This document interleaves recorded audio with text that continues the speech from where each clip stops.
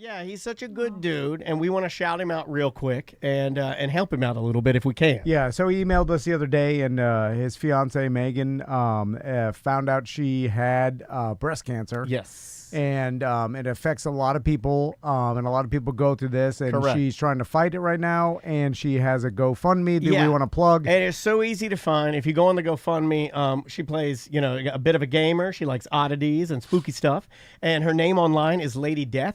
So if you go to the GoFundMe and just type in "Help Lady Death," that's her gamer tag. Yeah. It'll pop right up. It's the easiest thing to find. You'll see Tom and I already donated. You can donate to her and really help her out, and help Corey out and his family out, because they're wonderful people. Yeah. And they don't deserve. Nobody deserves cancer, and hopefully we can. And a lot of people have to deal with it, and do. and recently, I kind of got a glimpse into how bad our medical system is, and it is a mess. Yeah. And so if we can help each other during these times, that'd be awesome. Yeah. And we got a good community, so throw a couple bucks to her way, and we would appreciate that, because they're good people. Yeah, please do help them out. And again, that is Help Lady Death. Just search for that at GoFundMe. It'll pop right up, and you'll be able to help out.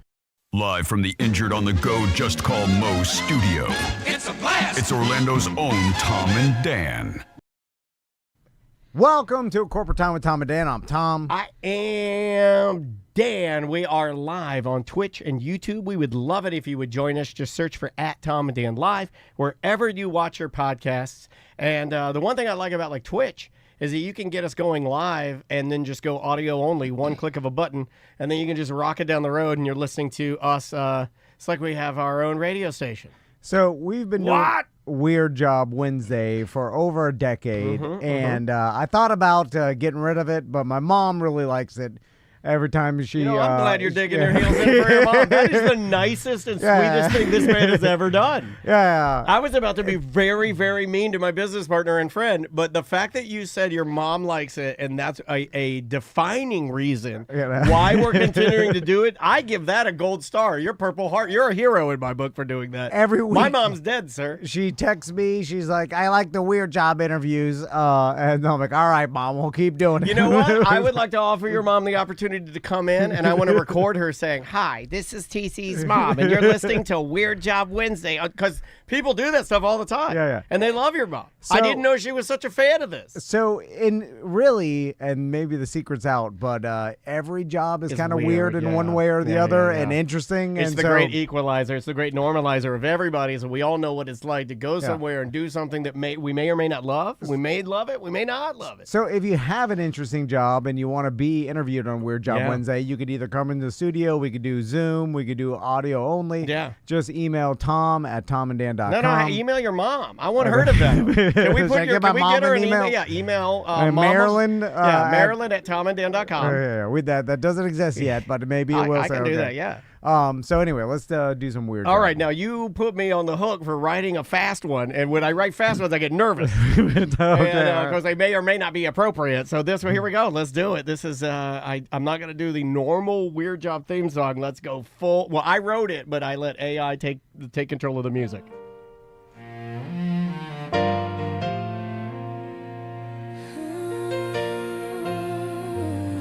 Yeah, baby.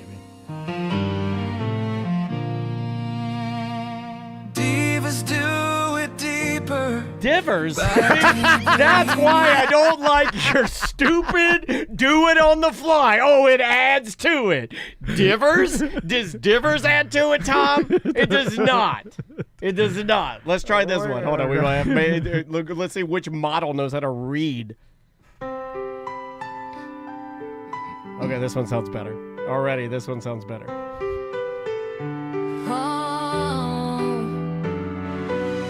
I don't know if you know this, but contemporary Christian music is very popular right now. And no, it is. It's having a moment. A huge moment. My daughter's really into it. Divers do it deeper. There we go. And by deeper we mean sex. Okay, come on. We always push it harder. 'Cause divers are the best. Divers are the best. Divers do it deeper. Yeah! Might have to play that in the shop. Oh, this Maybe is not. so contemporary Christian. Come on.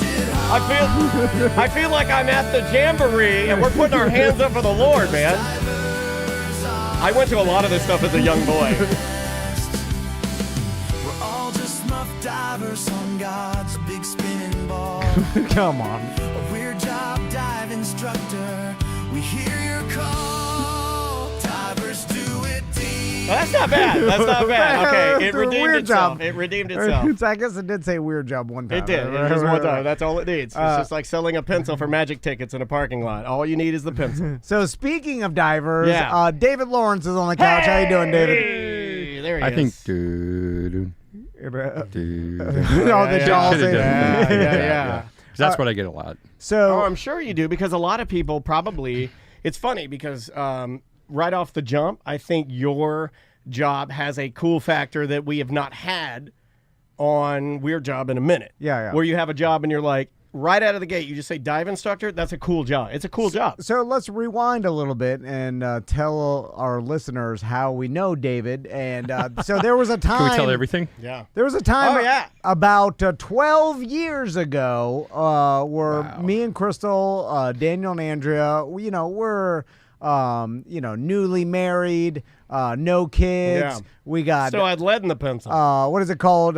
Dual income, no kids. Yeah. So we're And that's living when- the life. Yeah, we were. We had a lot more money. Yeah. And a lot more dreams. So then we started really working out like the payola scam and radio and how all of a sudden they are like these dive trip companies and so we're like, Let's just say I care for Yeah. Donna. And then If you know what I mean. and then I have been using no protection for years and nothing happened. What are you talking about? I'm just saying the truth here. And then I so at some point I'm like, oh man, I'm this is never going to happen anyway. And so we're going to dual income, no kids forever. What should we do? Let's learn how to scuba dive. And then we'll travel the world and scuba dive. I forgot Crystal had a hiccup on one trip. You know- I forgot about that. You This- know what? That's not lodged in my memory. This will, help us in our sailboat adventure. We could also scuba dive when we go to these exotic locations in our sailboat. Yeah, we'll teach Lena the dog how to scuba dive because that time she's living forever. So then Crystal finds some Groupon down there. Like, I found this Groupon. They'll Weren't you certify guys us for having- $50. Weren't you guys having to do all of your tests in like Trash Lake? No. I went No, it down. was under this that is down bridge. South Florida. It was under that bridge where you had to be tested under Trash Lake, and then the lady got a nosebleed and she bled everywhere. Yeah. Well, the Groupon Oh people. my, this is not helping. No. It's got nothing you do with you, David. This is a long intro to David. This is Tom's experience. Yeah, no. Yeah, This yeah, is this Dan's experience was much different. Well, My the- experience was top tier. My That's experience was right. like Yes. literally like going to the Star Wars hotel that Well, is no longer exists. I'm getting to like this. I had everything was Yeah. like you show up. All my gear was the best gear you could have, and all the instruction they took time. Oh my god, So- I is a limousine. So man. I'm getting to this part, David. This has nothing to do with David, by the way. Nobody This is- bleeding. Everything was nice. This is- Lunch. This is all Mr. Pond's fault because this is Yeah. the cheapest of the cheap.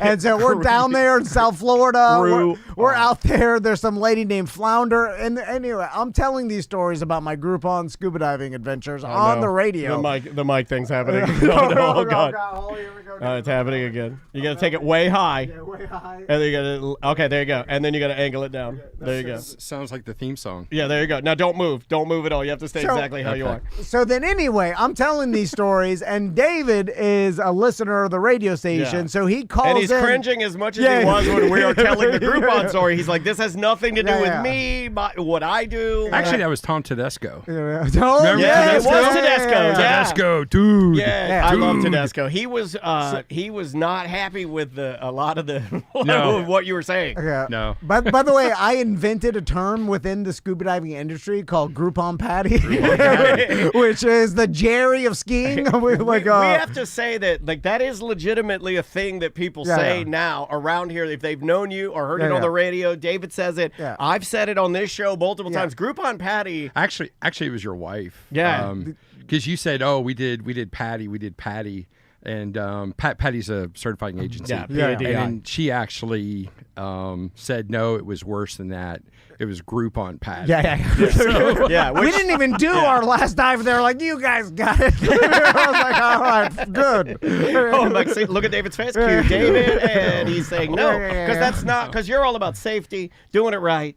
You always have been, but yeah. So then, anyway, as I tell these stories, David's freaking out. Tom, the listener too, that he's freaking He out. certified me, yeah. So then I'm telling Daniel about this, and Daniel's like, "Well, I'm gonna do this right." And then That that's, is exactly what. No, I mean Andrea too. Andrea's like, One of the two is smarter than the other. yeah. They're like, I At one point don't out think. here. Look, I'll follow along with him. I'll follow him to hell. I've told the listeners this. and then so Tom and Daniel and Andrea stepped in Yeah. and said, "No, we'll do this," and it was a beautiful and wonderful experience. and got certified with David in the right manner. Yeah. With going through like the actual course or whatever. I was just scrolling.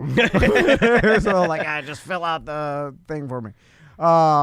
So anyway, so David, how you doing? And now David owns a scuba gym.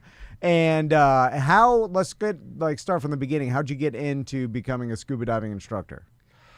Well, I was in the IT world. I was a chief technology officer of a bank for a while, and my son got sick. I actually getting into scuba diving. I dove when I was 16. Okay. So that's 39 years now of diving. But anyway, there was, I met my wife.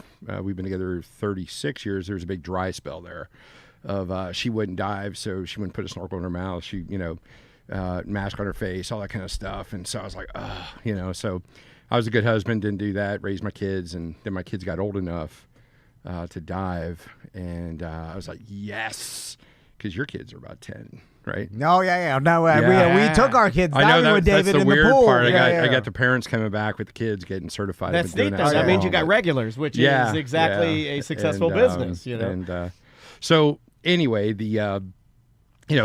got back into it, and at that same time, my son undergone a brain tumor extraction and left him paralyzed from the neck down. I don't know if we'll go too much into that, but it led me into leaving my job, giving him everything I got because he was in a wheelchair, and prognosis was he was going to be in a wheelchair the rest of his life. And he looked at me and said, "Dad, I want to play football again. I don't want to be in a wheelchair." So I was like, "Buddy, you got every day of my life, and until you're good with where you're at." And You're choking me up, David. Yeah. well, I'm trying to speed through No, this. so- no, because it is important. Because I'm- it is because I want to make sure people know and they get a little bit of this out of here. And I'll put it out here first. Let's foreshadow a bit. You don't just. And you say it on your website. You don't just get people certified. This is like there's a therapy aspect to this, and we'll get to that. Yeah, So I just want to make sure this is a bigger calling for you. This is a bigger purpose Yeah. than just getting people in the water. This isn't a Groupon Patty. This is this can change. Yeah, the scuba shop and the gear sales and getting people certified. Getting people certified brings in new volunteers for our program is really what that's about. And, and the gear sales and the shop support all of our special needs and rehab therapy programs. But again, I know your listeners, but I want to go through this kind of quick. Sure. Yeah, no, 100%. It's important. It's Yeah. I'll important. start crying, we'll all start crying, and then you're crying. But Yeah.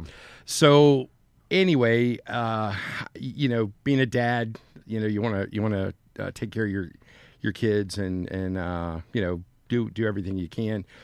I just took that on. 12 years of football. I mean, I'm very dedicated, very, very pushed. So How'd you even know where to start? Like, did you start researching on the internet, like how to help my son walk again? Like, because No. you're from an IT background. Well, to flip forward, I'm kind of a computer programmer. Okay. So I look at the nervous system, I look at the brain functions as just a computer.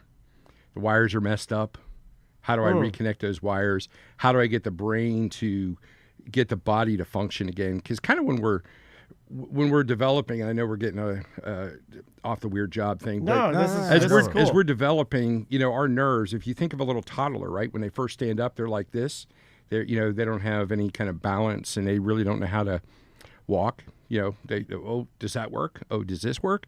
So those nerves, talk to the muscles, right? And the nerves are what moves the muscles, and the brain makes that all happen. So we learn how to do that, over time. And if you have a traumatic injury, brain, spinal cord, anything like that, those nerves are disconnected sometimes. Okay. And I've had people that haven't walked in 20 years, 30 years. And I just had a lady come in a couple months ago, and she's like, oh, I won't say the procedure, but she had a procedure done, and it left her paralyzed from the waist down. And the doctors told her that the nerves in her legs were dead and they would never work. And I looked at her and I said, because my son was paralyzed from the neck down. Yeah. And he's a scuba instructor today. No, I know. He come to the scuba gym. He was one of. I mean, he's also He's picking up the tanks stronger than I am. Yeah, I mean, the guy's a beast. I mean, he's a. But incredibly, he's still paralyzed. He doesn't have any feedback on the whole left side of his body. People don't know that. I didn't know that. I know. You would never Wow. know that he's lifting tanks literally like a workhorse. So I retrained the body to so the brain can talk to the muscles again. But this lady, she said that, and I said, well, let's. And again, I have nothing against traditional medicine or anything like that. I have a lot of people that need it. And Therapy's therapy. But I get the worst of the worst cases, and I told her, well, let's leave that opinion up to him, and let's get underwater and see what happens. So underwater, it's a weightless environment. I can really control things. I can see the minute little muscle changes and nerve functioning. Sometimes, I will fire a nerve on the left side, and the right leg moves. So when we learn, our nerves are like this, and I don't know if people can see this, but your nerves are connected like this, and the brain knows how to fire all those. Yes. Well, if you have a spinal cord injury or traumatic brain injury or things like that, what happens is those nerves. When I went to school, we were taught that when you cut a nerve, it'll never grow back. Right. Well, science is always wrong, thankfully. And when it grows back, it might be like this. Okay, so the connection points. The connection points are not the same as what we learned when we were little and growing, right? Yeah. So what I do is I take this on as a computer programmer, and I'm like, okay, let's see, this nerve should do this, and I fire that nerve. I manipulate it underwater, and I can see what actually reacts. Okay, so I'm like, oh, that's not right, but that's a muscle that I need. So I actually reprogram. I put them in a sequence of walking. And I do that over and over, and then we stand up underwater, and they walk across the bottom of the pool. So, David, let's talk about the underwater even though part they of this. can't feel it. That's the crazy Right, part. right. And is that sort of a version of So I guess that is the weird part of my job. Is that what your son does, though? Like, I mean, because no one would know. You would never know. But, so he's been reprogrammed. He's reprogrammed his muscles and worked hard at it. And now he's at a point where so the feelings that he has in walking are different than what we would have without the damage. Is that correct? And again, I'm not in his body, but right. What I would try to tell you is, if you've ever had any dental work done, and they numb your mouth or whatever, and you try to eat lunch. Sure. Yeah. It's like blah, blah, blah. Is water coming out of my mouth or is it not? Right. Exact same thing on the whole left side of his body. He doesn't have any feedback. He doesn't know what's going on. So like early on, he would hold a styrofoam cup, and if he looked at it, not at first, but if he looked at it, he would be able to manage that. Yeah. If he looked away, he would either drop it or crush it. It's a different way of getting feedback from your body to still complete the task. Correct. Yeah. And so now he can hold on to things and not have to look at it. But again, there's a progression, and I mean, early on he couldn't pick up anything. I mean, we were hand feeding him, kind of thing. But honestly, it's hard to express to the listeners. Like, I almost wish he was here so we could say, I'd be like, okay, look, man, that's remarkable. Yeah, really, really well. Well, he's in our video. I mean, if you go to the website, he's in the or video. just sign up, you'll meet him. So, go to the shop. But David, where was the light switch that went off in your brain about doing this underwater? Because I think that's the thing that we didn't even talk about. You're like, hey, let's introduce my passion for scuba diving, bring him underwater. And you've created these different contraptions. That's a bad word, but you know what I mean, like different things that people can get, like the PVC things that we saw when we're like. Well, we use those to mimic, for them to step over and things like that. But there's nothing supported. They're in a weightless environment. I know. You see, your question is where was the light switch? I think it was when. So one of my daughters turned 10, right? And every year we go down to the Keys. We'd gone down to the Keys with a bunch of families, and we'd always do the mini lobster season, and just have a great time. And she came up to me and she knew she had to be 10 to be certified. And she said, "Hey, Dad, I want to go under, with you and Uncle Gary. When we go down to the Keys." Is that a I wanna Florida get thing? certified. The Uncle Gary? Everybody has an Uncle Gary. Yeah, Sorry, yeah. that's just a Florida thing. Yeah. Well, my kids call him Uncle Gary. He was actually my middle school teacher, but that's a whole other That's story. awesome. That's a Florida thing, too. Yeah. Anyway, I'm trying to. So she wanted to get scuba diving. So I paid for a private class. Okay. I wasn't an instructor then.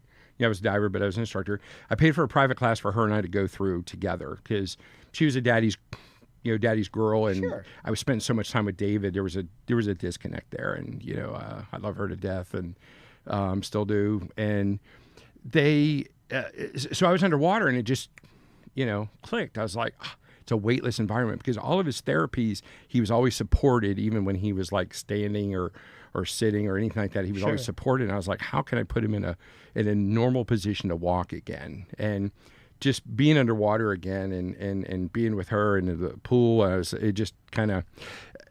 I will say this, and I don't want to beat anybody over the head with the Bible in any way, but your theme song was a little twisted. Yeah. But it's probably on par somehow, because I tell everybody I'm not that smart. Yeah. But I do believe God gave me a gift to help my son. And then when he achieved everything he wanted to be, I felt, man, I can't hold this in. I've got to do this as a I believe in as callings a for sure, administrative man. program. Yeah. So yeah. Yeah, I believe in that 100%. To rehabilitate your son like you did, using techniques. Were there people doing this around the country that you learned from? Were you like No. a pioneer in this? No. Well, You know what I'm saying? Like I'd they never do- seen it before, because I can remember the first time we met you and you were kind of explaining it. I remember thinking, holy crap, because I have some family members that deal with some pretty sophisticated levels of whether it's MS or whatever, just something where I've never thought that, like, oh, that could have been something very beneficial for somebody that needed it, So short answer is no. I didn't look it up and say, hey, could I do this? What was pushing me is the hyperbaric medicine, different things like that. I know a lot of people go home and they watch TV shows. I now read medical journals. I read medical studies and different things like that. And when David was going through all his therapy, I was up at a rehab center up in Jacksonville where they only took 10 patients at a time, the worst cases in the Southeast. Very specialized, yeah. And I learned so much, and I took those things. And basically what we do underwater, we do a lot of the same things as physical therapy, and we're an approved provider for people with disabilities and special needs by the state of Florida. So it was, just taking that and accelerating it. Okay. Accelerating it, because instead of in physical therapy where you're working on one arm today, working on your arms, maybe working on your legs, the next time you go in, I work the entire body, the entire nervous system all at one time. So you go down underwater 40, 45 minutes, and the people, I tell everybody, when they first come out, I'm like, enjoy your nap today, and the nap's very important. They're like, oh no, I don't sleep during the day. I'm like, you will after therapy, scuba therapy. Can I ask you something about it that I think ties into the physical therapy that you do with people, but something that I got out of it, and I think you and I talked about this years ago when I was learning from you, is that there is there's some sort of like magical calmness there that I feel like almost makes maybe it makes the therapy better because of the environment. When you're under there, it's very calm. It helps me. Like I very much enjoy the aspect of being there and just the feeling of the weightlessness and the breathing and the pattern and the outside distraction, the structure of it. So the checklist. I like all of that. Yeah. So like our special needs, the autism and Down syndrome and all those people that come out with us. I kind of think of it as like when you go to the beach, right? You go to the beach. When do you ever get to go to the beach and be totally by yourself, right? Yeah. Now, even when you go diving, you have a dive buddy. Yeah, and you always should. tell him that. I just threw that in there I was just getting in front of the joke. That's not what GP taught me. Like, go down as deep as you can And by then yourself. rock it up. It's fun. Yeah, when it hits the red rocket. It was nice. It was Say nice the when red rocket. it was nice when I was certifying Dan here. When Tom came in, it was nice because I would go over to Dan and say, "That's not how you do it." so see what he's doing there. That's not how you do a it. testing dummy here. Computer tells you everything nowadays. You don't need to But know. Did he know? What? Does he know? What? Don't tell him nothing. Tom Van, I have to tell him. Did you cheat on me? No. Oh, okay. Oh, absolutely not. He loves you. But he lost his dive computer for 2 years, and he found it, and it was in his couch. It was in the couch in the other room. Anyway. Well, with young kids, you had the dry spell. yeah, So yeah, what are you gonna sorry. do with the I day? just blew snot out of my The nose. I was kids laughing so ruined my hard. dream, David. You see? He Anyway, had a I'm really bringing it good back. dive computer too, Well, man. That but was, see, you guys are at the age now that there's a golden age of diving because the your kids are at the age to get certified. I'm forcing them to do it, and they're scared. And I'm telling you, it's amazing. Yeah, It no, is. so, David, so when did you, after you... And your daughter did much better than the boys did. I just stop! put that out Don't there. do that. We're- Yeah, she loves it. She's a gamer. While you were rehabbing with your son, were there people that were thinking this was nonsense? I'm sure there was people like traditional physical therapists, because you know, before we even go into this question, they use a lot of water therapy in physical therapy. I even saw like an Aaron Rodgers documentary and stuff, like you're walking on a treadmill with your neck deep in water because they use the weightlessness. So like being pool therapy has been used a lot in physical My therapy. mom did it. My mom did it. I just had my hip replaced. I mean, I know I'm super young, shouldn't I? But like they wanted to sign me up for all that kind of stuff. So, So a couple of things with water therapy, and unfortunately, insurance drives everything. You don't. It has to be tied into a land-based therapy program. Because that's how they judge whether you're getting better or not, right? And a lot of times you only get 6 or 12 visits, right? Yeah. It's not a lot. Yeah, it's not a lot, but you know, hip, you know, knee, okay, but they're not. You're not totally submerged, so you're not in a weightless environment, okay. And I'm not saying it's a bad thing. I mean, water is great. Yeah. So the one you kind of reached onto the mental side of it. You know, and I was saying, It's just a good environment. How often do you go to the beach and you're totally by yourself, right? Yeah. When you go scuba diving, you're with a buddy, you're with a group, but you're just kind of in your own zone, right? There's nothing disturbing you. You can't get out of it in a good way. So also the mental side of being underwater, being submerged, them just listening to their bodies, right?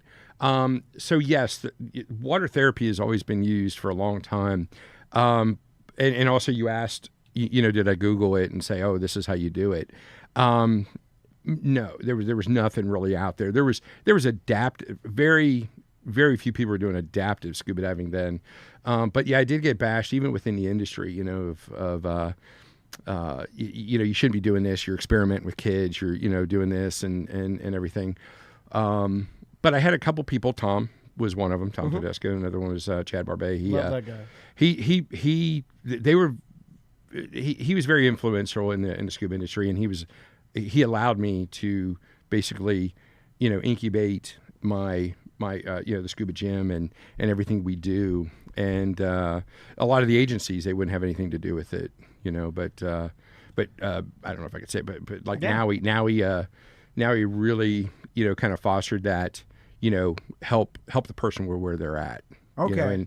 And I had the freedom to teach and the freedom to grow that program under the NAUI agency. That's awesome. It made perfect sense to me, David. And ever since, we've known you for over a decade now, and then you've told us about your progress throughout the way. And it always made sense to me, especially with people with autism. Yeah, the autism thing, definitely. The spectrum, the Down syndrome, stuff like that. I'm like, yeah, this is a doable and very valuable thing. Because autism is a very sensory it's like you get overwhelmed because they're basically taking in every sound around them and everything that we can. Well, that's kind of what I meant. Is like that and environment is so lovely. I can't think of another adjective. But it's just, so part of that is you see the people coming in and the people are like just all worked up, because they can't get away from the world, right? Yeah. And they're all worked up, and that's what the people see, and they're like, oh my gosh, what is David doing?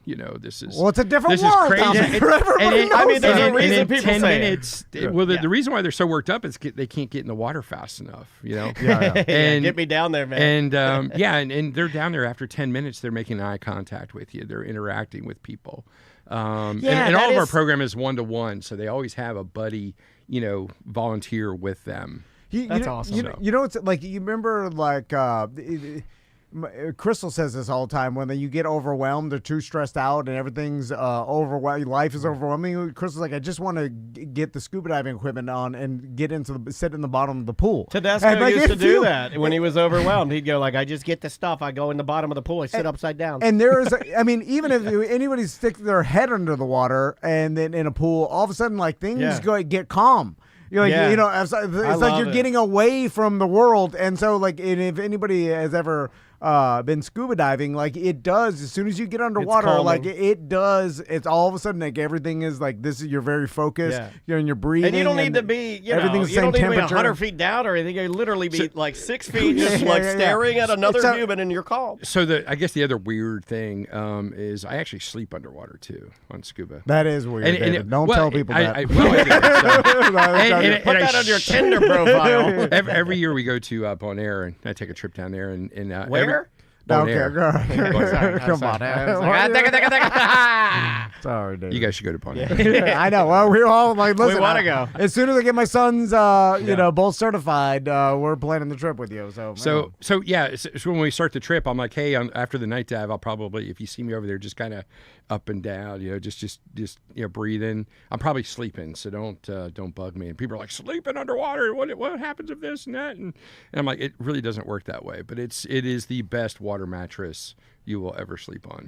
You're just kind of floating around in your mind, like it's like you're in your mom's belly. You're only in 4 or 5 feet of water, near the dock, and you just kind of relax, and you guys know when you have that buoyancy, you just just breathing in and out. You just it's great. It does feel very like ancient human, where like we were. It's like you're in your mom's belly. Float like we were born from floating. Like, and then if we evolved, and I'm from not ocean a hippie. creatures. I'm the furthest from that. But there like is long enough something. time. Well, I talked to you about my anxiety and how bad it is, and like the greatest times I've had, and this is why I miss it so much, and I need to refresh and then get back out there, is because you guys did good in the pool when not we bad. came out. Not bad. We brought the kids out there. Yeah, it was great. super fun. Maisie loved it, but I just like looking at some fish and just sitting there floating around. So nice. So David, what with the kids, and I know you work a lot with kids, and how's it like at work with them? What kind of results have you seen that surprised even you when you first started this? I'm sure like a lot of this was seeing what worked, seeing what didn't. Trial and error. Well, so I was working with some people in a kind of like a PE program for a homeschool group, and so the older siblings were with me, and I came up at the pool, and there was a little boy, and I think he was probably about 8, 9 years old, and he was crying. Right, he was crying on the ground, and he because I was just working with the physical rehab type thing. I didn't really think about a lot of the autism and things like that at the time. Sure. And this is early on. This is like back when I certified you, and he was crying, and I heard his mom say, "You can't do that." Right. Okay. She said something else, not mean. Yeah. But again, that was the thought, right? Yeah. Well, you can't do that. You can't comprehend this or whatever. And my first reaction was, why not? That's what I said to her. I was like, why not? She goes, he could do that? And I had no idea if he could or not. That's where the Tom kicks in. But I was like, yeah. Let's try it. I was like, yeah, let's do it. So he came out, I think a couple days later. Came out to the pool in the shallow end and everything like that. Loved it, right?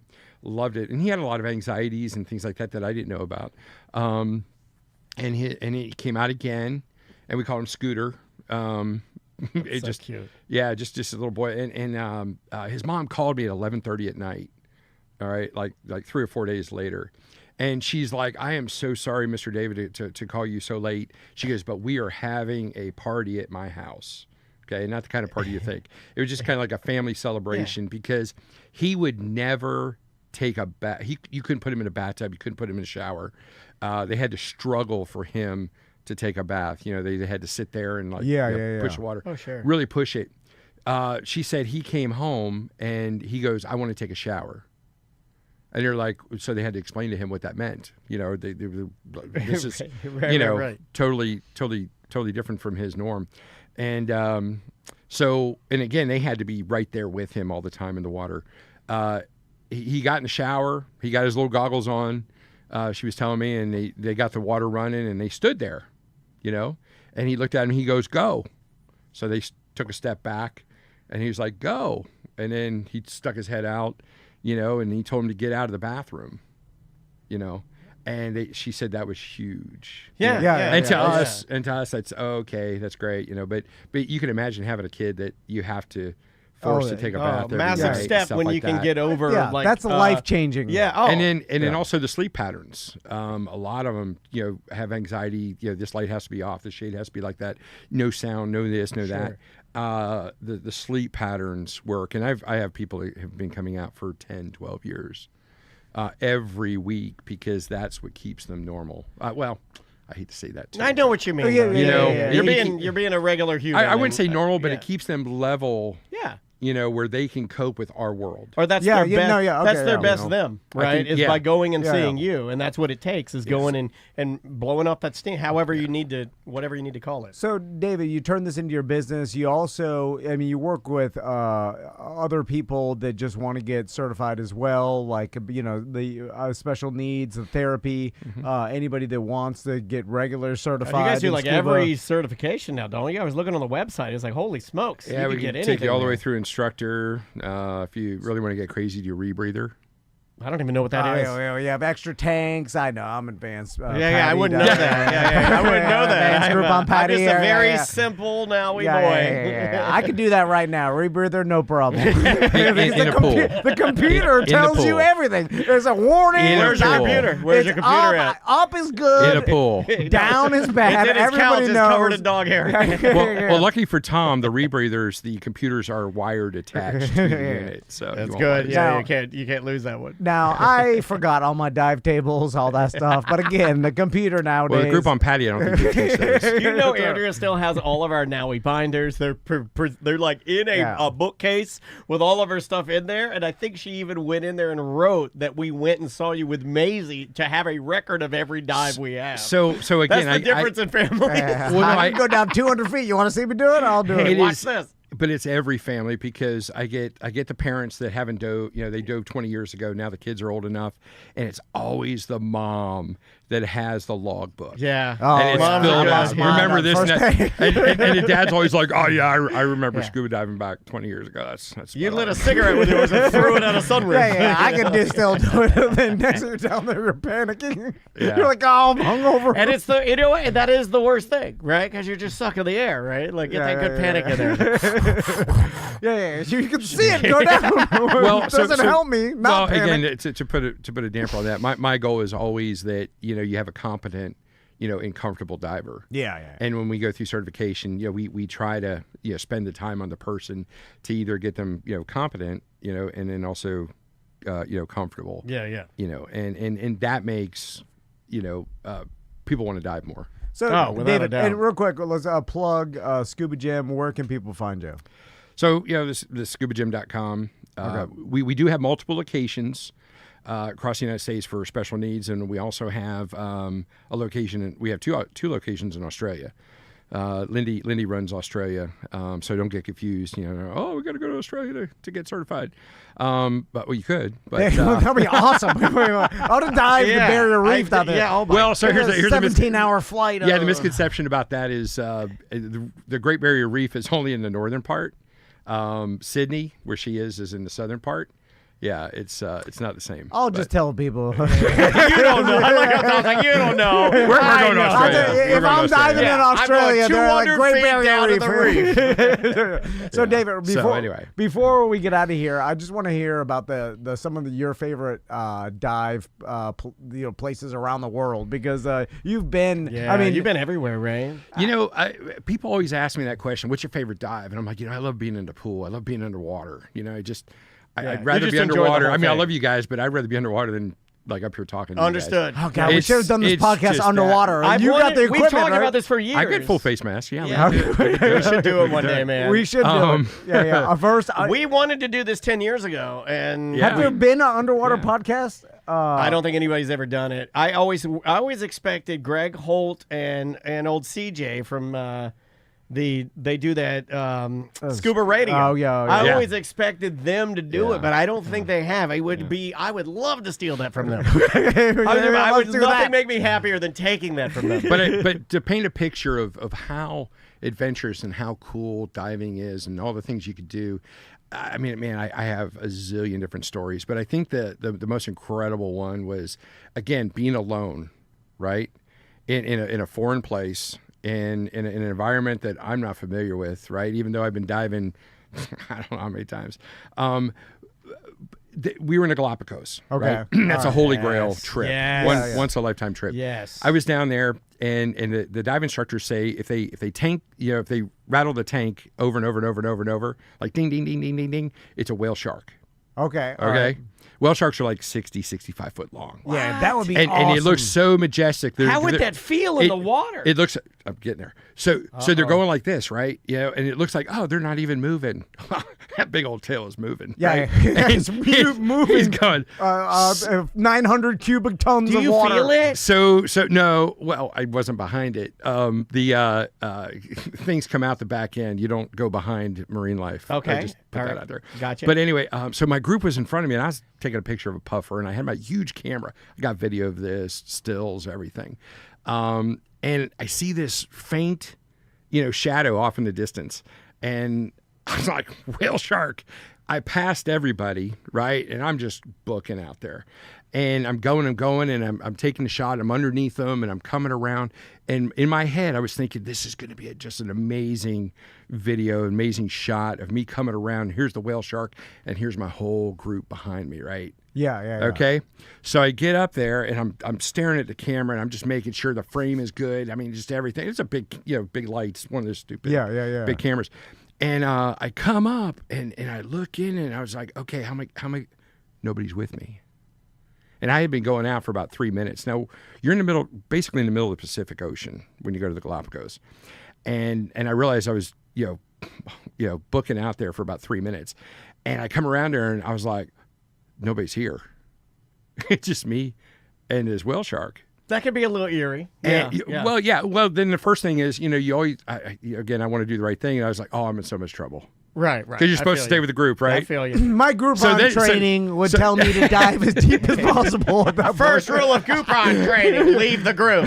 So you're out Shoot there, the whale. and there's this big whale shark, right? Just you and this whale shark, and it was just, mind blowing, and then of course it was so close to me. The fins are so big. Yeah. I high-fived it.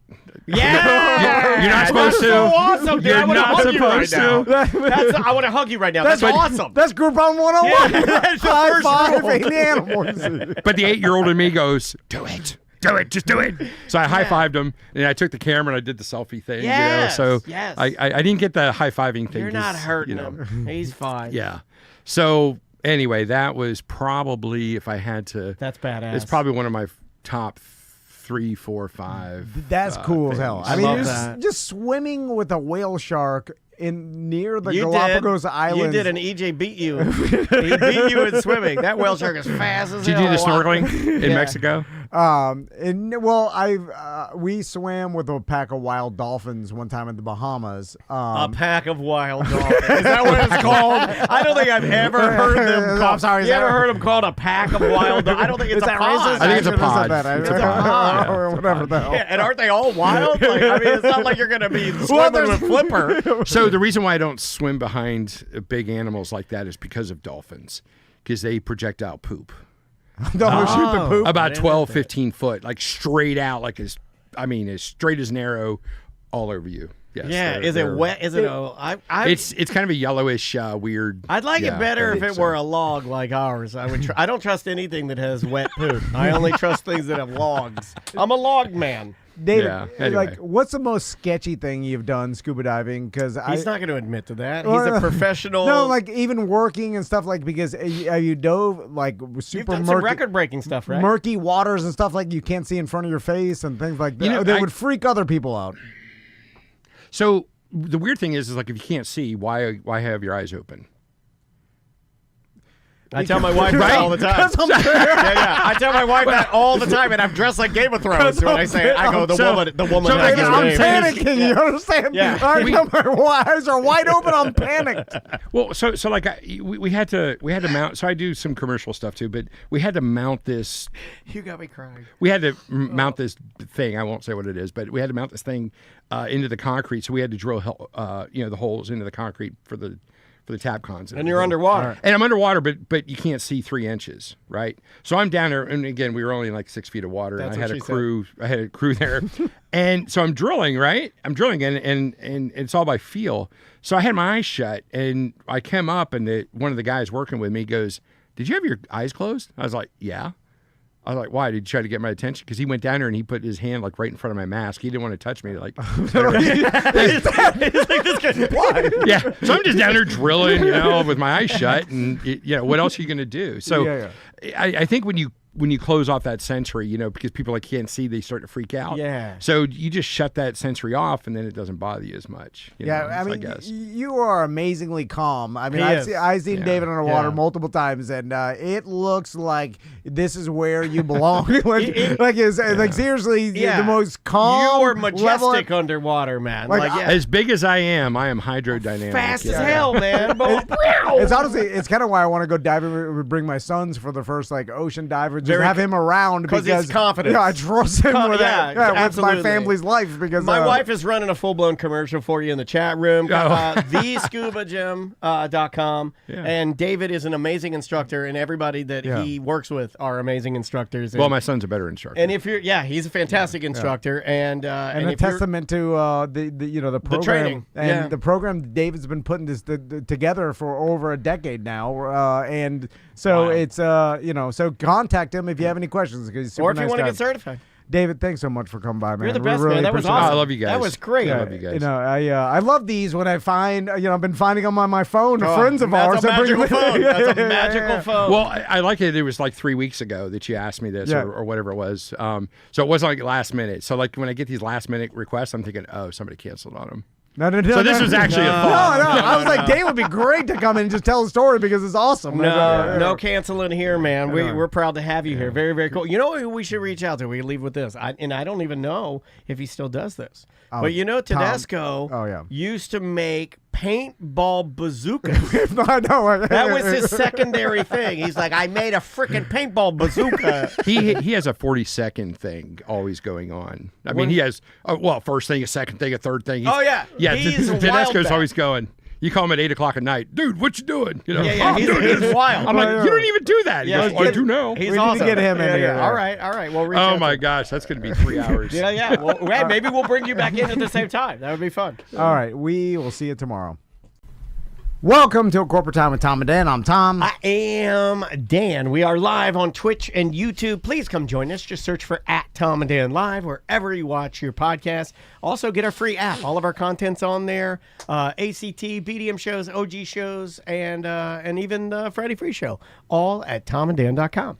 Before we get to our guests, and this is sad, obviously, but I want to get the information out because Corey's been a listener of ours since day one. He's a day one guy. Yeah, we love Corey. We had him on Weird Job Wednesday a couple weeks back, and he talked about his job with the audio, infrared, and the top secret meetings. He's also a really great psychedelic artist. A great painter, and he's just a good dude. My sons really enjoyed those paintings that Corey gave me. Yeah, and amazing. enjoyed the personalized message on the back a lot. Yeah, how cool was that? The painting you haven't. The circle? Yeah. You already hung it in your room. I hung it up in my room. Yeah, she loves it. Yeah, Corey. It's the perfect color. Yeah, he's such a good dude, and we want to shout him out real quick and help him out a little bit if we can. Yeah, so he emailed us the other day, and his fiance Megan found out she had breast cancer. Yes. And it affects a lot of people, and a lot of people go through this, and she's trying to fight it right now, and she has a GoFundMe that we want to plug. And it's so easy to find. If you go on the GoFundMe, she plays, a bit of a gamer. She likes oddities and spooky stuff, and her name online is Lady Death.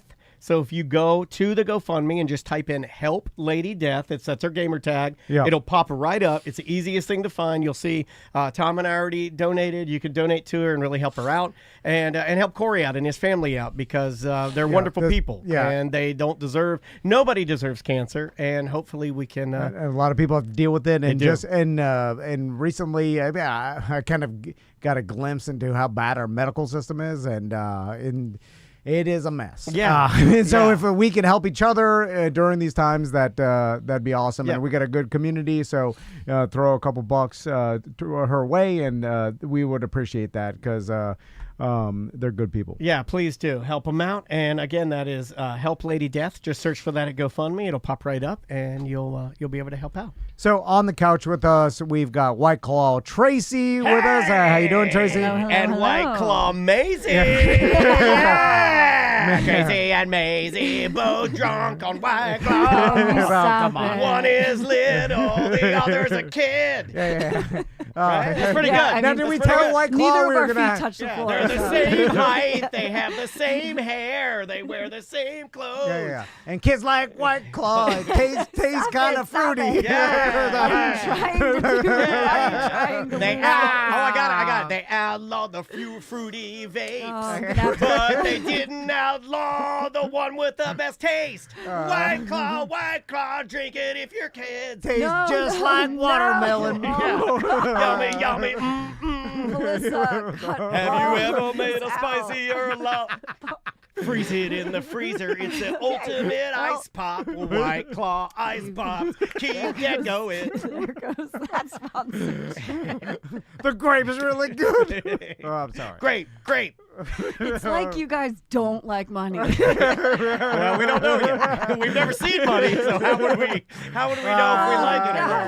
Okay, Tracy, welcome. My daughter Maisie is here. Hi, Maisie. Hi. It's very good to see you. For the camera, Yeah. it's not for the kid.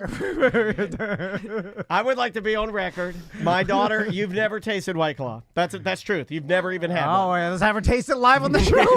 Live taste. Great. Jesus, I battled traffic for this. We put grape White Claw in a sippy cup. I-4 is currently shut down, and I have to take all back roads. You know and why? This is how you This is do a it. kid drunk driver. Kid drunk driver. We're style. joking around. Messing Come around. on. Everybody knows us. Comedy show. Don't send this to them. Yeah, where they will not like that. Anyway, so Maisie did come in today because she's friends with Tracy. Which is weird. And I want to address this live on the air. I believe that someone within our own ranks has been grooming my daughter. She's got a bunch of White Claw in her van. And you somehow a woman known as White Claw Tracy, who drives around in a White Claw van, decided to meet up with my daughter at my studio and then have my daughter give her a gift. Did you or did you not make a gift for Miss Tracy? I did. We exchange gifts. It's fun. Yeah, we I love exchanged gifts, much like most internet romances between an older man and a younger boy. Before we exchange any of these gifts, Maisie, let's talk about your daily work routine with dance, because I am super impressed. Every time Daniel tells me that you won another championship, the grind, the hours you put in. It's a lot. Eating lot. dinner at dance, back to work Yeah. right You after. eat dinner alone in a corner, right? You eat dinner alone in a corner. No, I like that. Yeah. And she says, yeah. And people don't believe me when I say that. I go, she'll go sit alone and think about it, run her dance, maybe watch her dances like LeBron. You got to watch some footage. And you eat your dinner, and it's a cold dinner, right? Alone. Only with my friends, though. Okay, there are some friends. Yeah, but they're all work friends. Which aren't really friends. You know what I call those? Acquaintances. We call them Strict Teacher Tuesdays. No. What's Strict Teacher Tuesday? We play a game called Strict Teacher. Okay, what is that game? So, my friend, she acts like the strict teacher. Okay. And she bosses us around while we eat. They're practicing for hard work. Eat faster, you maggots. Eat that slop and then get back to work. Yeah. You better be twinkling those toes and have all that slop down your esophagus when I'm out of here. And Maisie, you just recently learned how to do a full aerial backflip. No, the new one is a layout, right? Oh, It's layout. called a layout, and it's like a round off, and then you jump back, and you don't touch your hands to the ground, and your legs just go over. Yeah. Now, full could you- back. That is awesome. Now, do you think you could do that on 3 White Claw? Because now we got a video. Yeah. We'll be rich. Yeah. You know, they'll come get us though. They will. But we do have a window. Yeah. We have a window, much like Kanye with the Nazi shirts. You got a window. You got a window where you got like 3 hours. Yeah. That you can like, print them. You know. I'm sorry. I'm just trying to make Tracy uncomfortable.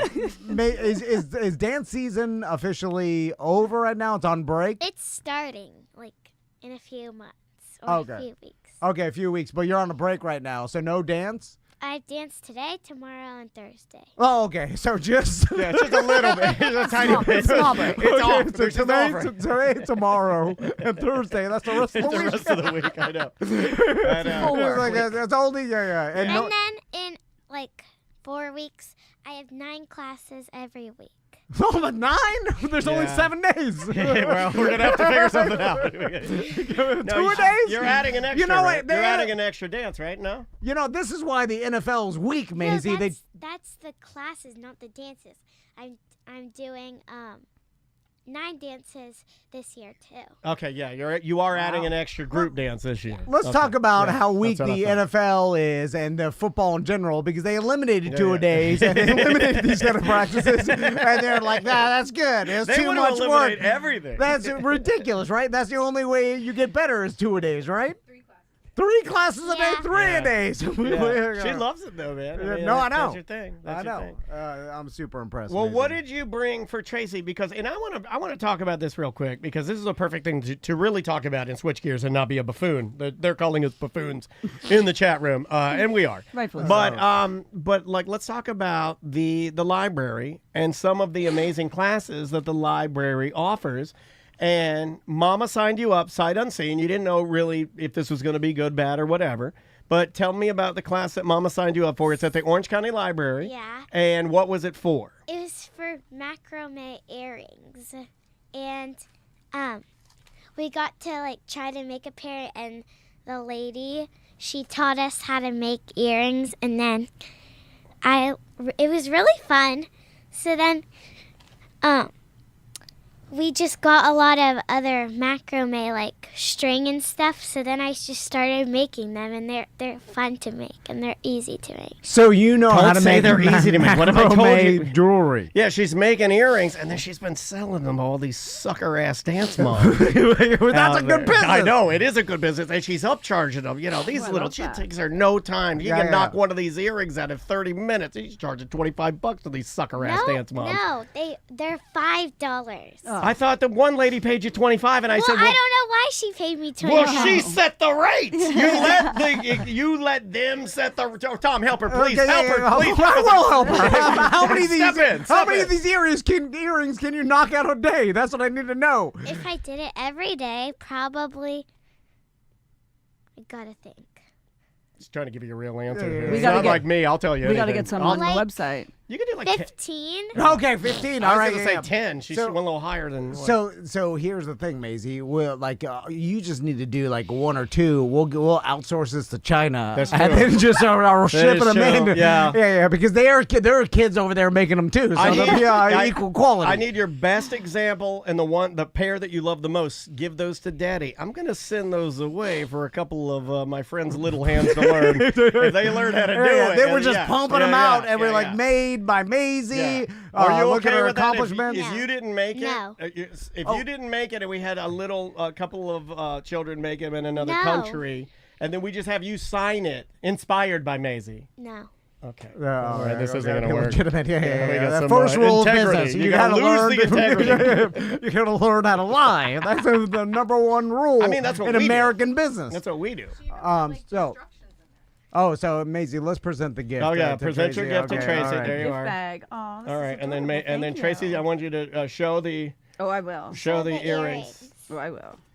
They're very, and I think I'm your very your excited. wife might like these, Tom. They almost have like an African flair, and I know your wife likes to collect African art.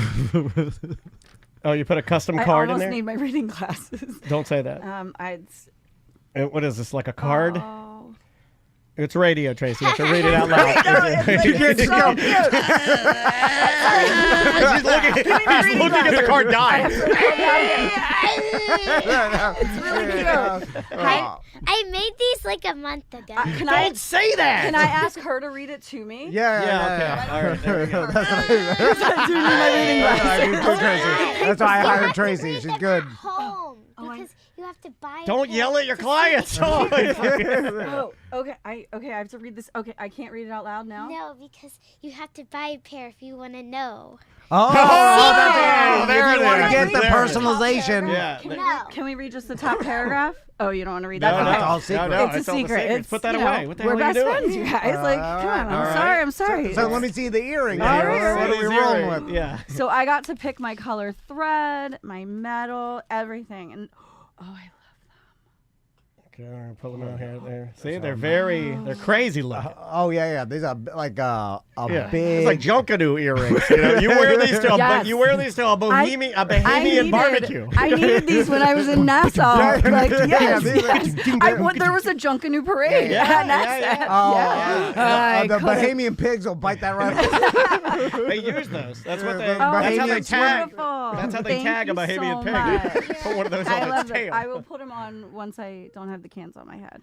These are Cans? beautiful. What do you think you are? I'm You're radio. calling them Old cans? man radio. Whatever they call these. I don't even call them cans. I don't know. It's I like call a big them can hammers. on my head. Okay, how are we going to undo this White Claw kid? Oh, Let's talk about it. how about we don't keep revisiting it? Let's think to it. Well, I can't stop revisiting it. It's right there. It's anyway. Maisie, thank you so much for coming by. Appreciate you, So kid. much, Thank you for your honey. gift. I love them. Any training today that we want to discuss? These are the push-ups. You got to do a certain amount of Yeah. spins. You've What's been your doing training? turns. Yeah, tell them about your turns. Yeah, we. Tell them the thing you have in the house that, got, that I like- have to tell you to please stop doing all the time because you do it all the time. What like? The thing, the dot. Oh, I have like a piece of marley. It's like a circle that you can turn on, and then we have this thing where you put your foot on it, and it just helps you spin. So it's like a okay. little. It like stops. It's for marking, which is not something that Spotting. or spot. See, I don't Because even know when what you I'm talking spin, about. you need to know where to land. See, okay, let's talk about this. I don't like I'm not saying even the a term dancer. spotting for obvious reasons. Because Because I'm a I man. never like that either. Yeah, I don't like that term. Yeah, I don't even understand Why can't we just call it turning? If you're dancing, you're turning. yeah. Why do we have to call it spotting? Because when you go around, you have to Spot the point. try to like look at the front the longest time. You can't just go like that. Oh, I've seen this before. You're looking at the last possible minute. You spin your head around, and it's like, oh my god! Like it's like the fast spin Yeah. back Yeah. to looking straight. That's what she does. Like literally, I'll be watching TV and she'll be behind me doing that 1 million times. 1 million times. Oh yeah, that's awesome. I try to get Max to train his breakdancing. He's like, I don't want to. I'm like, just do it. He's like, I don't have the same energy boys. that I do. I agree with at the, you know, when I'm I at. don't feel inspired here. Yeah. He's like, I like everybody being around me. I can't just do it. You're just sitting there. Yeah. I agree with Max on that.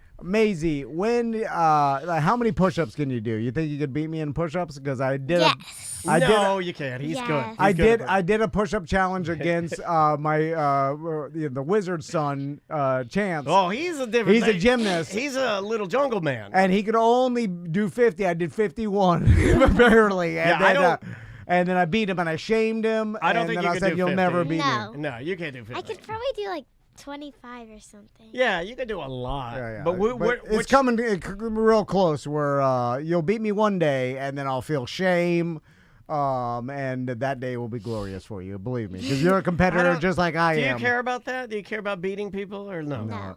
You would dance no matter what, right? Yeah. Yeah, Yeah. but being the best, I mean, that's what it's all about, right? You know, like you get number one.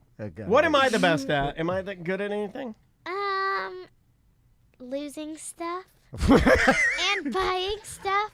Oh, what about the old? Yeah, drink a beer. You bought like 5 hats this week, 4 poncho shirts. Wow. Oh, just buy stuff all Yeah, day, yeah. sits around and buy He's stuff. a You're drunk. out. He's a drunk buying things. And online. then he showed us yesterday Oh, God. this hat for Dansby.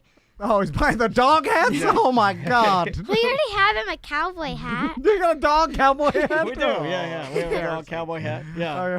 Am I good at anything else? Have I given you any good qualities, you feel like? Or is that all come from Mama? Being short. Okay, all right. She's really loading you up with stuff. This This is my favorite I know, day. it's your favorite day. Between the White Claw and this, I love it. What else? Anything Her else humor, before we get you out of here? obviously. Funny. Being Yeah, funny. there, Okay, yeah. there we go. There it is. I'll take being funny. You got being funny. Yeah. Cooking too. Hey, and you've been doing a good job cooking. Yeah, I think I did give you the cooking bug. You like cooking, don't you? Yeah. Didn't you go to a cooking class too? Cooking camp?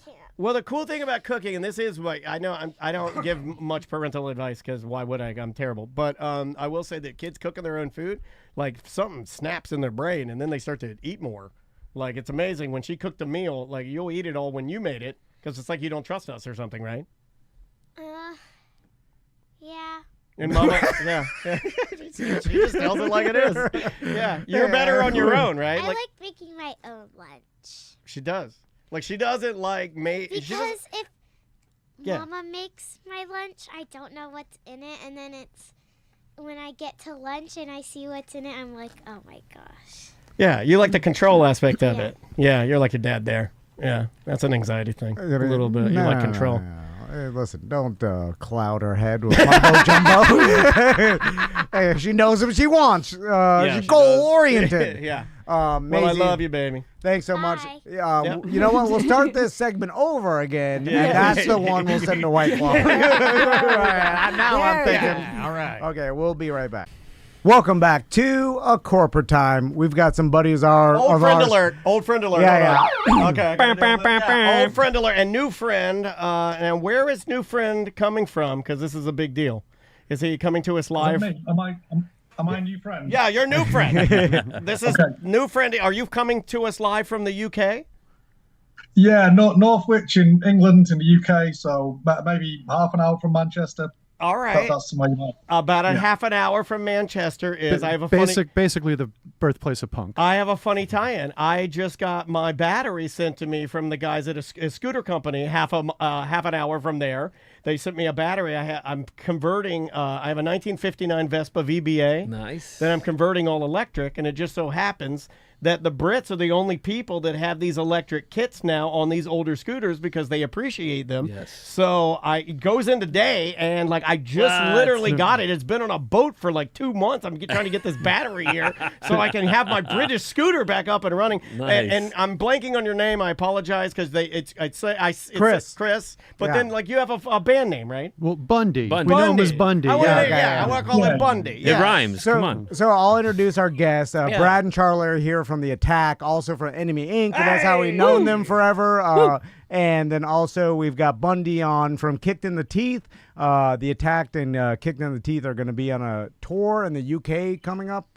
When does that start? Well, we'll have some dates together in the autumn, but immediately we have a split live LP coming out that was recorded in the UK just a couple months ago, and then we're both playing this huge ass punk festival called Rebellion, which is in Blackpool, UK, which is Lovely, of that one. lovely, not so lovely seaside resort, kind of like Yeah. New Jersey with worse weather. Hey,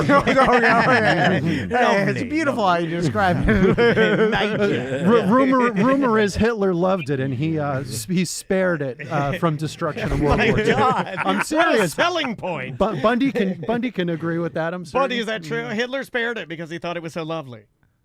I mean, it sounds like the sort of thing that might be true. I mean, it looks like you bombed it now. So how did the attack and Kicked in the Teeth you start playing together? Like, where does it start? It goes way back to 2001 when Spit Valves were still together. Of course, Charlie from the Attack was in Spit Valves. Okay. And they toured with the business all through UK and Europe.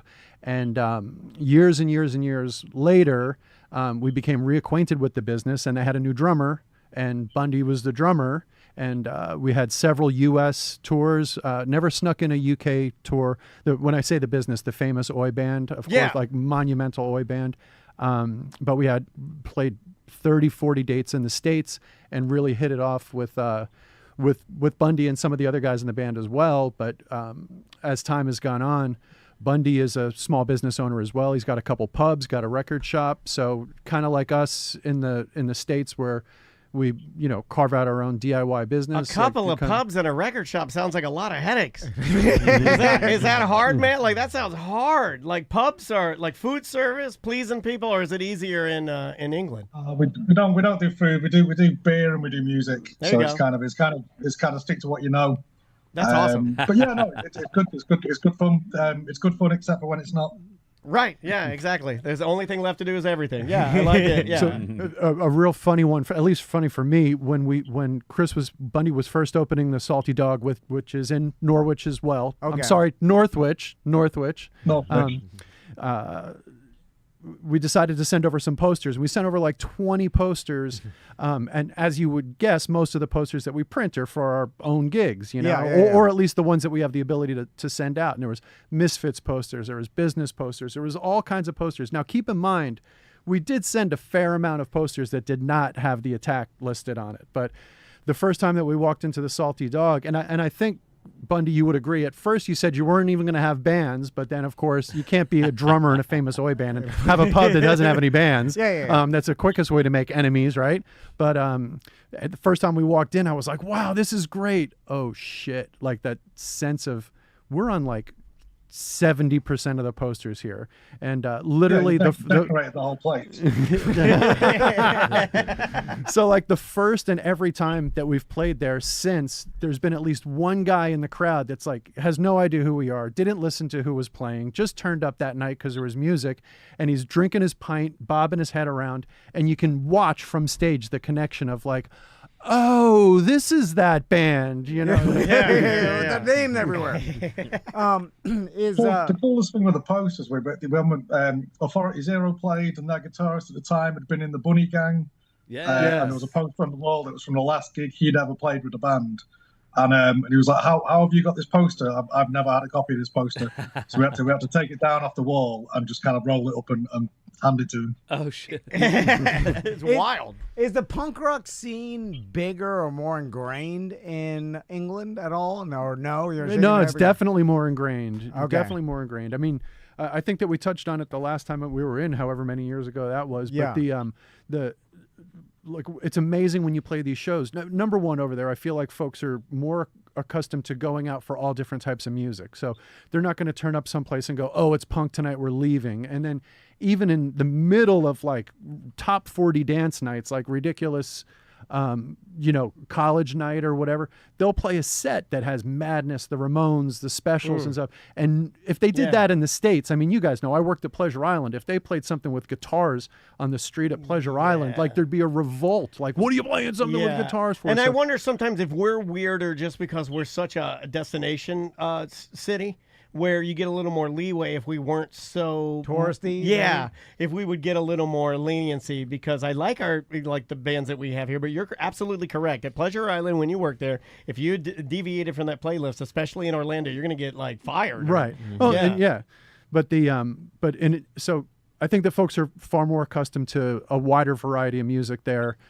open to a wider variety. Maybe it's because there's so many festivals with all kinds of wide genres in the summer. Festivals are so big. But secondly, for punk, there's, you can have the debate, New York or London, who cares? But the fact of the matter is, a lot of the punks from there, from overseas, have stuck with it. Yeah. So like this Rebellion Fest, I think the first time that we played it, Charlie and I were like, told the rest of the fellas, like, we're probably going to be the youngest people here. And it's pretty accurate. So it's, a much older demographic at this festival. But by the same token, it's rad as hell because you'll be speaking with folks at the merch table or whatever, and they'll pay you a compliment. And people always have nice things to say, right? No matter where you play. But when you're talking to these dudes, they saw the Clash. Like, so it's like a different kind of compliment. Right. Well, it comes out in the sound. And question for Bundy, because, we work with a distribution company here, and there are certain bands that come across my table that I'm allowed to play on the show, and it's really, really cool, and I love it.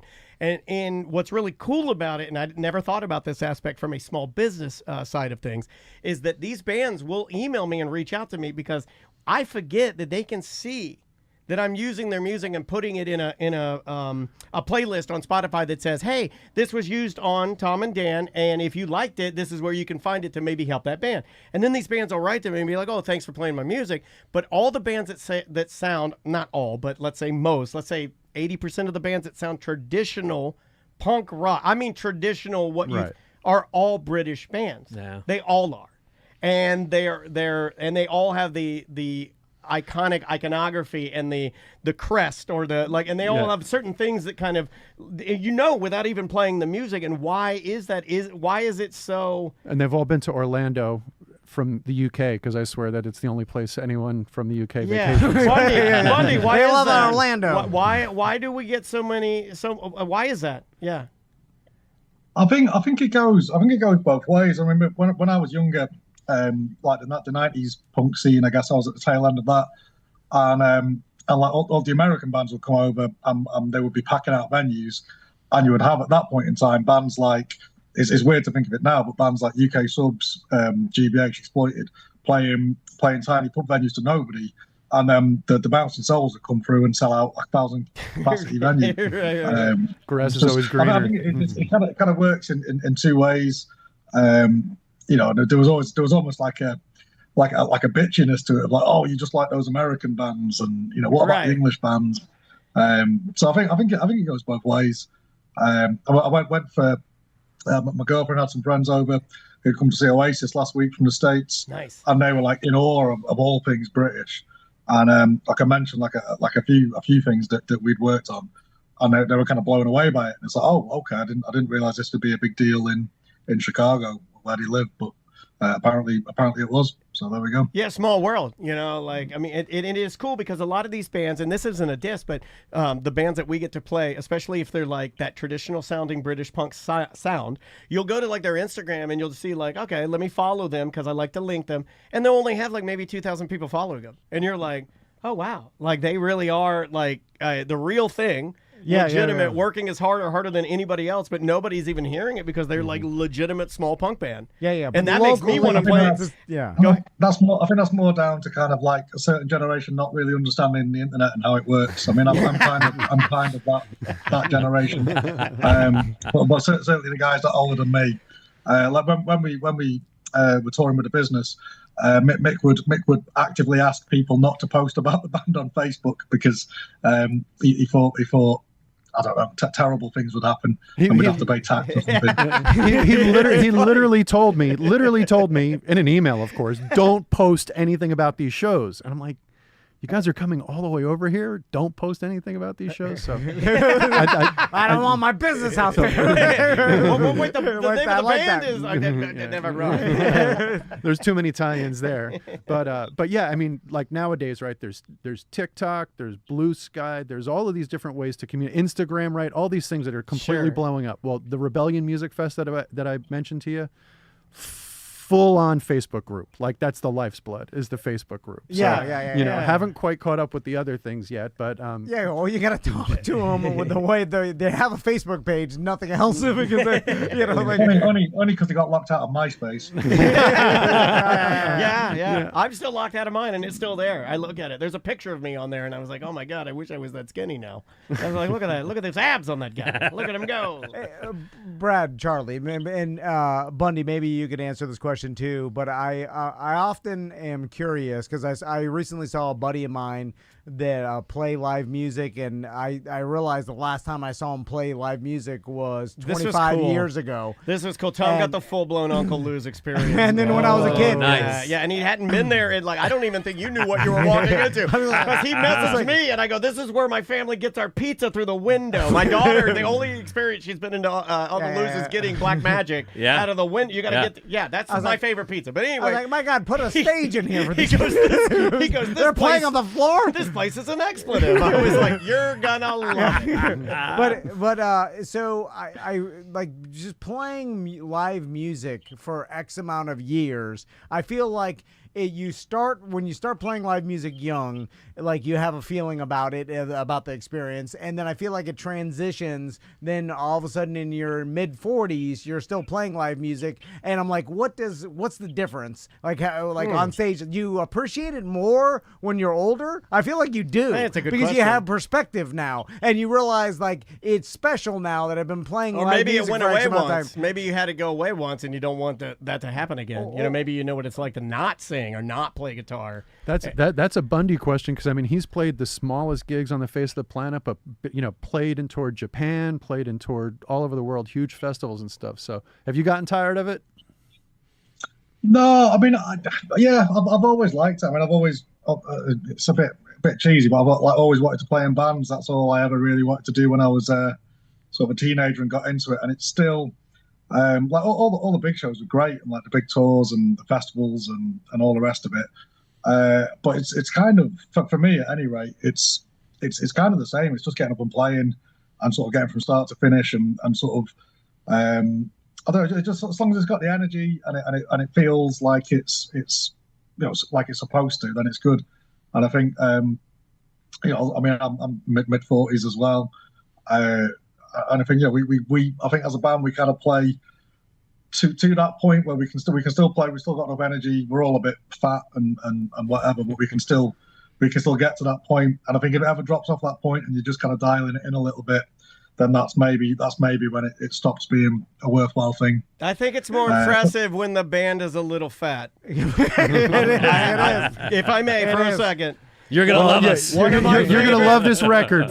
Side A and side B. One of my favorite bands growing up that never got enough attention, and the guitars were just so good. I mean, they're up there. Screaming Trees, though, too. Oh, right on. The Connor brothers were so fat, and nobody wanted to sign them because of their looks. And it was so unfortunate because those guys were killing it, and they have some of the most melodic and some of the best, like, weird but works guitar lines that you'll ever hear. But yeah, I think you're going to get better music with a little chub on the front. I think you're going to get better music. One of the 2-second story. One of the best episodes of Late Night with David Letterman was when the Screaming Trees were on, and he ran out of time, so he had to combine their segment with this lady that was making cookies, and it devolved I don't think into I've ever complete seen disaster. that. You got to look it up. They're It's my hysterical. favorite grunge band. A lot of people ask me, what would have been your favorite grunge band? I'm like, well, dude, Screaming Trees. How often do you get asked that? But nobody, well, I mean, it's back now. I mean, so more now than I probably would have 10 years ago. But yeah, I just like those guys. That's awesome.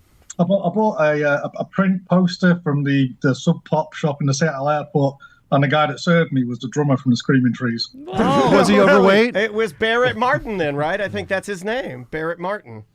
Yeah, it could be. He's very into like African and tribal drumming. That guy's a real musician. Like he knows his stuff. Nice. But yeah, oh my God, if I already liked you and now I like you even more, you're talking it up with one of my favorite drummers, man. Now you'll be one of my favorite drummers. What's it like behind the scenes at these punk festivals? It's a disaster. No, to be fair, the Rebellion Festival is got a cool backstage. It is one of the festivals that allows the band and crew to stay for all 4 days and have backstage access all 4 days. Like okay. Punk Rock Bowling in the States is is really good as well. They allow you to go to the shows for all 4 days, but you really only have that full access one day. And there's a bar in the backstage area at Rebellion, and I'm sure that Bundy has 1,000 stories. You know, the attack has been 3 or 4 times, or maybe this will be our 3rd or 4th time. I can't remember, but 4th time. But it's been going on for years, and I guess there's various different enforcement of how many people they let back, how picky they are with the credentials. But it's wild. Like it's almost like being on like some of the cruises that we play. You look over and there's the famous dude from whatever band just sitting there with his beer and his food from catering. And breaking news: Ozzy Osbourne passed. He is now gone. It's being reported. Come on. Really? It's being reported 2 weeks after he appeared that he just now died. Yeah. Wow. This is happening right now. You just found out. Yeah. I mean, the chat room can search me on that, but as we're sitting, it I was just about to say what a week for music a couple Yeah. weeks ago with the Oasis thing and the final Yeah, show. 10 I mean, 10 we're minutes recording this ago. July 22nd. Yeah, Is it going to air a little later? But Yeah. they pushed his final performance Yeah. to the end. I mean, That's what God. you do. A couple what you months do. later, he died. I mean, that's like the story about the husband dying or the wife dying, and then the husband dying like 2 weeks later. yep, You're like, yep. there's like Well, his I don't last think that's going to happen on this one. She looks great. No, not with Dialed her. in. A lot of But I'm plastic saying- on there. But if you equate the husband being the wife being his music, and sure, it's like sure, you know, like he ended playing and then he died right after. Like that's a rock It makes star, you right? sort of think, and Crazy. I would never say this, but it makes you sort of think it's like, you know, you unplug all the wires and take the drugs off, and it's, you know what I Or mean? just like you- being propped up for a little bit or something. You don't know, have like- any other shows to look to forward stay. to. You know, that's what happened to my dad. As soon as he retired, that was it. You know. Like, yeah. It's like sometimes. What that's a morbid weird- thing to say. Why would you bring that let's up? put Bundy on. Bundy, what do you think? Okay, I got. I mean, I'm just thinking because I got my girlfriend was working at the Black Sabbath show, and she sent me talking about backstage areas. They had like a mobile backstage Greg's truck selling pasties in that, you know, a huge massive show that was like broadcast worldwide everywhere, and all the crew were eating Greg's from the backstage. You guys know what Greg's is, right? It's like a chain of like sausage. No. It's like a chain of sausage rolls, literally. Yeah. Like, that's the best way to Oh, put it. I would eat a chain brand sausage roll. Yeah, oh, absolutely. Are they good? Absolutely. Yeah. And Are Bundy you had- an HP guy? Or are you a daddy's guy? I need to feel you out. HP, Houses of Parliament sauce. Okay. Yeah. Okay, this question is for all you guys. Is there a punk rocker that's still living the hardcore punk rock lifestyle? Okay, because me and Daniel, Perry Farrell. obviously, like we all have, we've listened to punk rock since we were He's kids, a mess. and you know, like there were punk rockers that were wild and they do drugs and party out their ass off, and then eventually we all watched them kind of, you know, get into rehab, clean themselves up because you can't continue to do it. Like it just time wins. The Reaper wins all fights or whatever the hell it is. I like this. You just come up with that? Reaper. Bundy, have you ever heard that before? The Reaper wins all fights. No, I think That's there's good. no beating father time. I think that's the real one. Anyway, the point being is that everybody usually cleans up their act to even continue to play because it's impossible to live that party lifestyle. But there's got to be one guy that can, like the Ric Flair of punk rockers, that can still drink and still party, not to blow up someone's spot, but who's the most party punk rock guy that's still doing it? Yeah. This guy named Fish. Are we talking about what? Fish. Waddy also, but I think Fish might be a better example. Okay, who's Fish? Fish played in the business with Bundy as well, and I mean, this guy was off the chain. And man. we I mean, That believe aged you, by the way. And on top, I mean, this guy could raise the roof like none other and talk about liking the apple bottom jeans and boots with the fur. This was the guy. What's up? Better not catch him riding dirty. Ludicrous. So can we bring back the lady that was talking about the pigs? I'm sorry, man. You knew we were gonna make fun of you. Anyway, Eventually. so Fish can still party. Dude knows how to party. Okay, Yeah, and they've been partying the whole time. the whole time, right, Bundy? You Yeah, saw it? I mean that was my experience for sure. And so he just, and I often look at these people. I'm like, how can you do it? It's because they don't stop. I think when you stop, you offset like the person like in their mid 40s, 50s, or something still that's been doing it you for guys 25 don't, right? years. I mean, you guys look. I want to be honest with you. You guys look awesome. Like they both look really. You guys look great. We focus a little bit more on the DIY side of punk, not the junky kind of. You guys look so healthy. You're both like you like a skincare regime or regiment. Well, like even Ozzy Osbourne had to chill out. Everybody has to chill out. Well, he's impossible. really chill now. Too soon. Too soon. No, I'm just saying, there's nothing left to do. I just and I'm can't still believe it. mad. I'm still mad at that stupid Slipknot dude. That was Ozzy's time, and had you known that he was going to die in 2 weeks, would you have asked Kelly to marry? Well, it'd be the only time to ask. Man, that's better. That's better than mine. I like yours better. Ozzy, he lived a good life. But look up Fish's band Skeptics, and you guys will see what I mean. Okay. So, yeah, I'll look it up. Skeptics. Who's what would be considered the most, like, this is kind of cliche, but the most punk rock band still?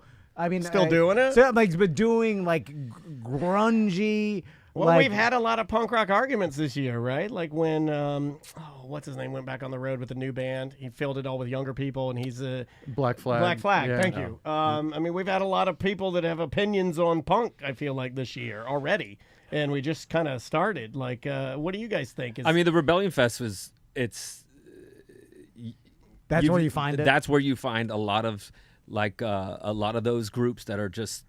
Like Brad said, a lot of it's already an older demographic of fans that go. You have a lot of younger people too, but some of the bands that are still playing, UK Subs, Charlie's amazing, and he's got to be mid 70s if not older. Bundy Hustle, 81, I think. 81. So he's amazing, and he Exploited, Waddy, Anti-Nowhere League. Yeah. You ever seen an 81-year-old man sing punk rock, Tom? That's incredible. I would watch that. I would think that would be pretty Charlie's amazing. Yeah. I mean, he's definitely one of those dudes. Also, like when he's just a lifer, and you probably knew he's going to be a lifer at 20 or when something, the sub like 30 or something. When the sub started, he never, like Billy Idol and some other people, he never sung way up in the stratosphere. So he still sounds like him now. I mean, obviously he's not jumping all over. That's an interesting musical thing to point out.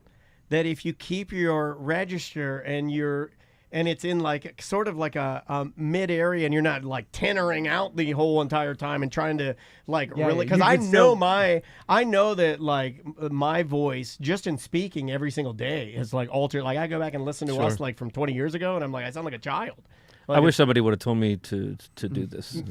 to not sing so high. And my hearing. And my hearing. We'll do it on the next record. Yeah, like there's certain stuff that's out of my range now, and that's okay. But like it does kind of like, it is one of those things that if you do enjoy singing, like even like a carol, like I'll be singing at Christmas and something will break, and I'll be like, oh, I'm dying. What's your favorite carol? My favorite Christmas carol is probably "Oh Come All You Faithful." Interesting. Yeah, well, my mom was an organist, so Christmas carols are huge in my household. Nice. Huge. Prove it. Nice.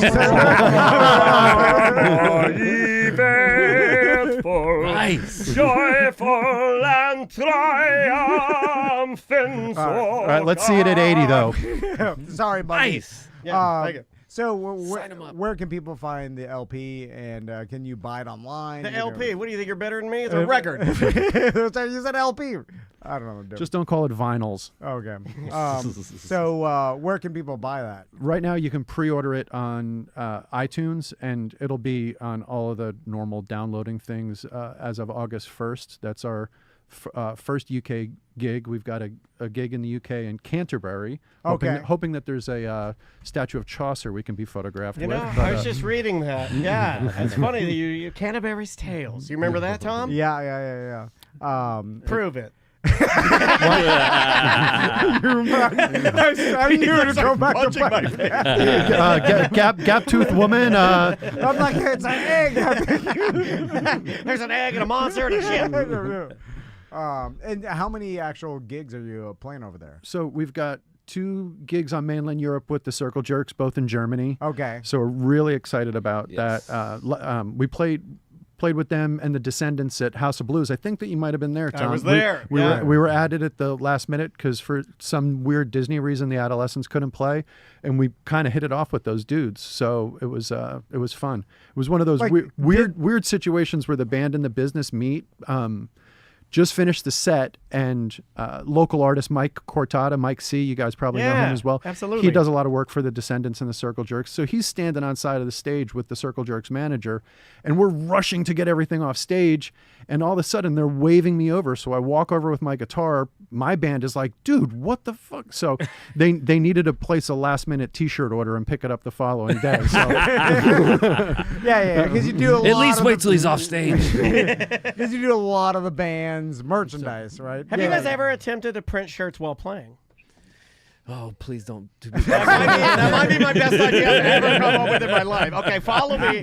There's a printing press right around you, and all your gear's set up. Yeah, And and we brought a guitar to one of the old shops before we really figured out how automatic printing worked. You know, we were like, oh, we can like stand here while the press does its thing. I was going around. I mean, that literally lasted a day and a half because we didn't know how it worked, and it's like, well, that's not how it works. You don't stand there and anyway.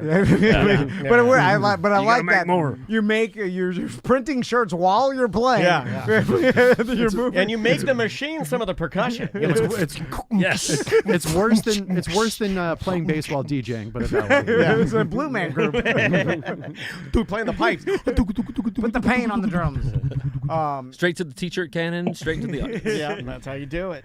Brad, Charlie, Bundy, thanks so much for coming on the show Thank today. you, man. We appreciate really it. appreciate you. Always good seeing you guys. And throughout where people can listen to you guys online, like obviously, this is over in the UK, so not for our listeners, as they can't show up live, but we got some UK listeners. That is our biggest country outside of North America, for sure. Which is weird because it's a small country. But we anyway, have a lot of England listeners. I don't know if that has they to all do come with- to Orlando, like Brad. A lot of said. expats, yeah. I mean, that's how I got into Arsenal. Hopefully, Bundy doesn't hate me now, but that's my team. Yep, sorry.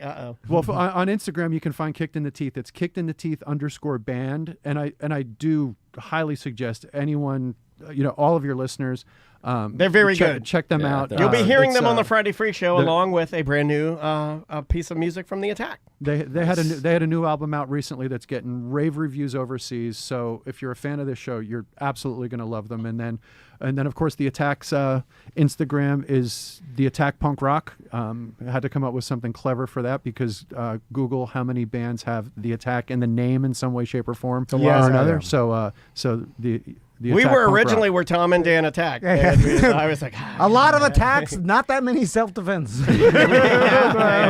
Yeah. All right, guys. Thank you so much. Awesome. We appreciate Awesome. it. Great seeing you guys. I like that a lot. Prove it. Thanks, Bundy. We'll Thank talk you, to you soon, Bundy. man. Take care, man. Cheers, guys. Cheers. Cheers, Bundy.